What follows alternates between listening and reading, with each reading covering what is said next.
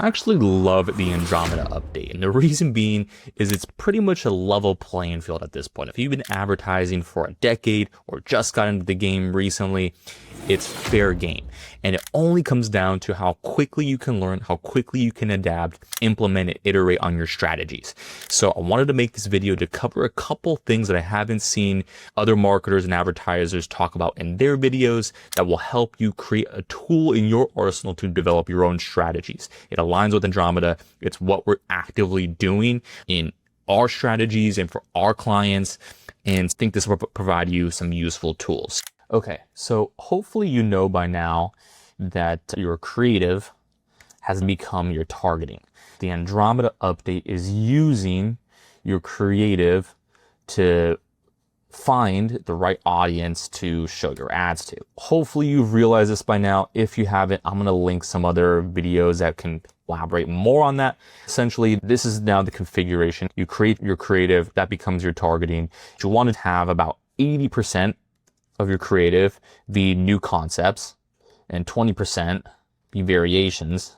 The reason is because this will then go out and find your ideal audience, right? This will find your audience. What you want to do is call out that audience inside the creative. You can do this in different ways. You can talk directly to them, call them out in the video, in the image. You can add a little finesse and talk about their pain points, their problems, things specific to them. This will help the algorithm determine where to serve your audience. Number one, creative has now become the targeting, and this poses a little bit of a struggle because the days of having very defined audiences, doing audience stacks, interest-based stacks, 1%, 2%, 3% lookalike audiences, those strategies are dead. The update has really made those outdated and a lot less effective. So what we're seeing now comes down to the creative. Creative has always been the name of the game, and now it's even more so because of this update and because it's so important to target your right audience using the creative. This is essentially step one of this strategy. Step two comes right out of Facebook Blueprint lesson number one, which is your campaign objective.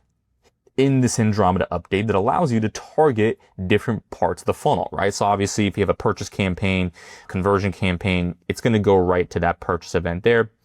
Same thing with all these reach campaigns, engagement campaigns, and click campaigns, right? So you can essentially create a campaign and target each one of these. So if you have a reach campaign, that's going to be top of funnel. Same thing with the video view campaign. So you can create a campaign for each one of these steps. Let's say we go middle of the funnel, we go for either click or landing page view. Guarantee within the next 60, 90 days, it's going to be a throwback to 2019 where every Facebook ad rep was trying to pitch you on running a traffic campaign. Those days are probably going to come back. Traffic campaigns are actually pretty viable at this point. What we're doing a lot of the time is running top of funnel, either a reach campaign, an engagement campaign, or a video view campaign, followed by one or two purchase campaigns, and splitting out the creative into images and videos. And then at the same time, if you want to split out your top of funnel, you can do that as well. So this then becomes two different campaigns for your images, your stills. So that's campaign one. And then you might have videos separate as a video view campaign. That's two separate campaigns. And then same thing for purchase. You might segment out your purchase and videos. And really that's it. It's pretty much that simple. Andromeda is going to actively retarget the engagement and top of funnel campaigns here. You don't really have to get overly sophisticated on your targeting at the bottom of the funnel. Essentially what you're doing is engagement. You want to exclude pretty much anyone that's come in contact with the brand. So anyone that's hit the landing page, seen an ad, engaged on an ad, watched the video, you want to exclude them at top of funnel to ensure that we're pushing top of funnel here. The main reason is because Andromeda is prospecting as well as retargeting. So you might have an entirely cold audience that you're serving up on, let's say you load up 12 different ads. This might be ad number 6 out of your 12 ads. And let's say this is the cold audience that this is serving up to. Then you have the second ad in the sequence. This might be ad number 3. And that might retarget again. And this might be number 10. Only after they go through those 3 different ads lead to a purchase. This is essentially what we're seeing with Andromeda. We have a whole sequence taking place inside one campaign. This is both good and bad. It becomes a little bit more difficult to optimize as it does to just launch and start getting results out of the gate. Mark Zuckerberg and his team are over there vibe coding, don't have this figured out just yet. Long story short, it makes it difficult to optimize and cut ads that are underperforming. The first ad might have poor metrics. It has a ton of engagement, video views, click-through rates and clicks. Some soft metrics might show a lot more volume. This ad might have 0 purchases, high spend, and these metrics versus the final ad in this sequence, which might have 25 purchases, but with just a medium amount of spend, 0 purchases, and low spend. This is the attribution path that the user has taken. They saw ad 6, ad 3, ad 10, and then they purchased. Ad 10 is getting all of the credit because of the attribution. The team over at Meta really needs to figure out and hone in on how they're going to make sense of this attribution path and communicate that to advertisers so that we have an understanding of how we want to optimize the campaigns going forward. When currently it becomes very difficult to optimize. We're flying blind in a lot of ways, but I digress.